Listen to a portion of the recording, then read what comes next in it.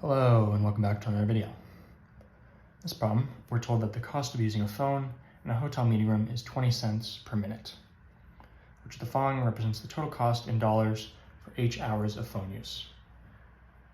So the first step, we have to turn it into dollars. So this is just $0.2. I read it out as 20 cents because that's how you normally read it out, but it's $0.2 per minute. And if we want to do it for each hours of use, we have to turn this into hours. So this is a rate, and we're going to multiply it by 60 minutes over 1 hour. Okay, so you have this rate, this is some value, times this fraction. And 60 minutes is equal to 1 hour, so this is basically time like multiplying by 1. So if you have 6 times 4 over 4, right, this is a number over itself. Well, this is just 6 times 1, since 4 divided by 4 is 1, so it's still 6. You multiply this number by the fraction, it's still the same value. That's what we're doing here, except it's going to allow us to cancel the units.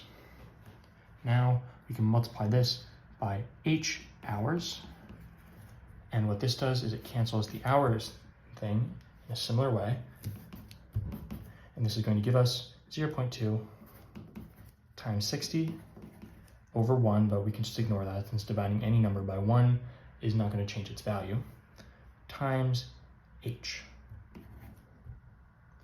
Now, which of these, and this is the cost of running the telephone for h hours, so this is equal to c. So c is equal to 0.2 times 60 times h, and this is exactly equal to a if you just put the 60 and the h inside the parentheses, which you can do because it's multiplication, right? 60 times h is the same as 60h.